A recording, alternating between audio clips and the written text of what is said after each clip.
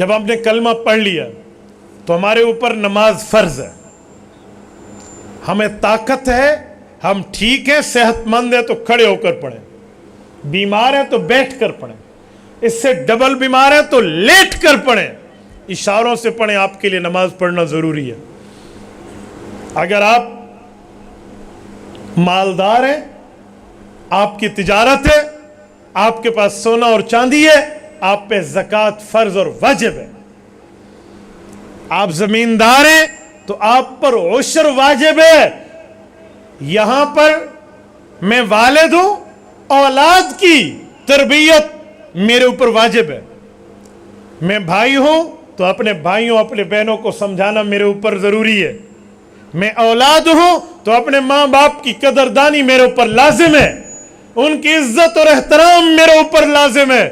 اور اگر میں خاوند ہوں تو میرے لیے بیوی کے حقوق ادا کرنا لازم ہے.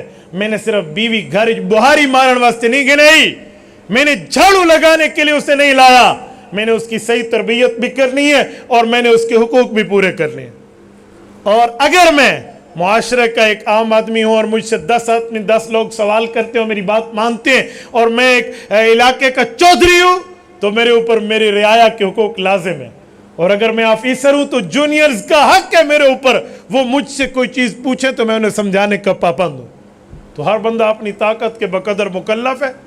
ہم نے کبھی اپنے معاملات دیکھے تک نہیں ہیں, سمجھے تک نہیں ہیں. یہ کل میں واٹس ایپ پر ایک کلپ دیکھ رہا تھا,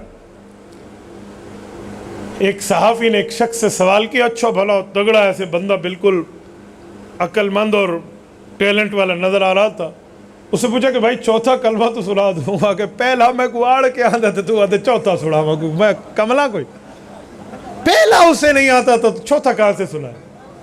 اچھا اس نے کہا چلو بھائی یہ بتاؤ کہ دن میں کتنی نمازیں فرض ہیں. وہاں کے 12. انہوں نے کہا 12 نمازیں کون کون سی ہے یار, مجھے بھی گنوا تھوڑا بتا. انہوں نے کہا 4 صبح پڑھیں گے. تو وہاں کہ جی گال تو ٹھیک ہے, اور 4 صبح, وہاں کے 4 وہ تو رکعتیں ہیں, نماز تو ایک ہی ہے صبح کی. نہیں تو کچھ چھوڑنا تو میری گال چھوڑ. تو اب جس کا یہ حال ہو وہ خود کو مسلمان کہے. ہم دین سے کوسوں دور ہیں میرے بھائیو. ہمیں دین سمجھنا چاہیے, ہمیں اسلام سمجھنا چاہیے. یہ جو علماء آپ کو سمجھاتے ہیں نا, وہ اس لیے سمجھاتے ہیں کہ حدیث پاک میں ہے شیطان اخرس نہ بنو. علماء کو اللہ کے رسول نے فرمایا ہے گونگے شیطان نہ بنو. گونگے شیطان کا معنی کہ تم معاشرے میں برائی دیکھو اور چپ رہو, معاشرے میں غلطی دیکھو اور خاموش رہو, یہ ہے گونگا شیطان. تو مولوی اپنی قبر چھڑوا رہا ہے, اپنا ایمان اور اسلام سجھا رہا ہے. وہ آپ کو بتاتا ہے آپ نے اگر اس کی بات پہ عمل نہیں کرنا تو اس کے خلاف بات کر کے اپنی قبر کو انگاروں سے مت بھریے. یہ بات ذہن میں رکھیے. لوگ کہتے ہیں مولوی ایسے ہی کہتے ہیں, بابا ہم اس لیے کہتے ہیں کہ ہمارے اوپر یہ 2 نگران بیٹھے ہیں. یہ صرف میرے پہ نہیں ہے, ہر بندے کی کندھے پر 2 فرشتے بیٹھے ہیں, اور یہ اللہ کے رسول کا فرمان ہے, اور یہ آپ کا اور ہمارا ایمان ہے. تو یہ 2 رب العزت کو جا کر کہیں گے اللہ اسے بلا کر مین کرسی دی گئی تھی, اسے سب میں سب سے اچھا اوپر بٹھایا گیا تھا, باقیوں کو نیچے, اس نے سچ نہیں بولا تھا, یہ بول سکتا تھا. اگر یہ فرشتے کو کی گواہی کل قیامت میں دربار الہی میں آئی تو مفتی عبدالواحد قریشی کا کچھ نہیں بنے گا, وہ سب کچھ بگڑ گیا.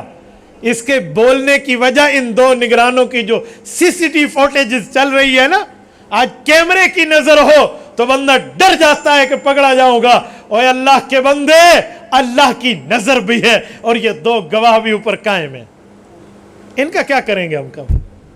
یہ تو کہنے کا مقصد صرف یہی ہے, ورنہ مجھے شوق نہیں ہے کہ میں تمہارے پرسنلی میٹر میں کوئی انٹری کروں اور آپ کو کہوں یہ کر لے اور وہ کر لے.